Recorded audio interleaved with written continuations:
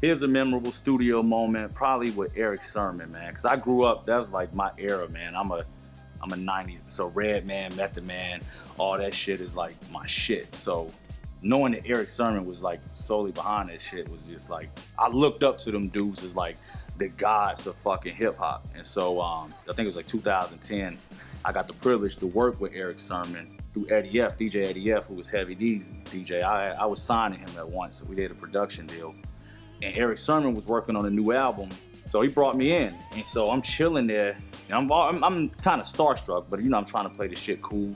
So I'm cool, and Eric Sermon ended up being one of the coolest motherfuckers. So like, keep in mind, like I say, when I say I'm a Redman fan, bro, I'm a fucking Redman fan. Like, I got every single Redman thing every single Redman album that ever fucking came out. And so I'm sitting there, you know, he playing beats and shit. So the crazy thing about it is he was just playing all this shit that he'd never released, and this shit is just crazy. It's blowing my fucking mind. He's playing shit he did with Mary J. Blige, shit he did with other rappers, shit with Redman he didn't release, shit with other rappers he once was signed with, and the shit was just like mind-blowing. And I'm like, what the fuck? This is crazy.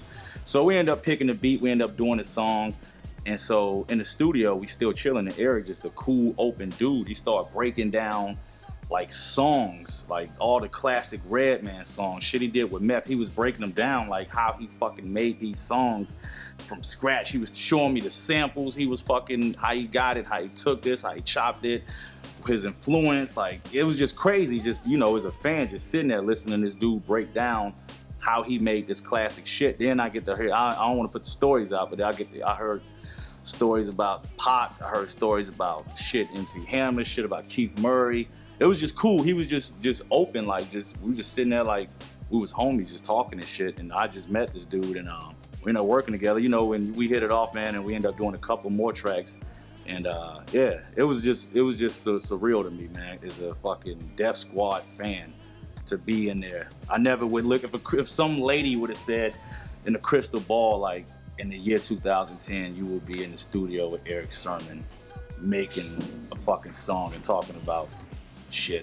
Yeah, that was crazy. I am the psychiatrist. Because my fans said, my psycho shit saved them. What?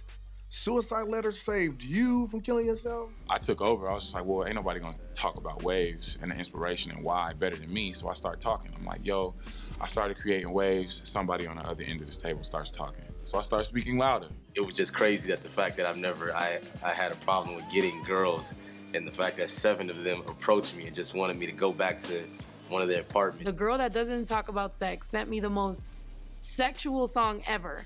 And he was like, well, get on it. And I was like, do you know what this is about? And then he's like, well, you're dope. You could do it.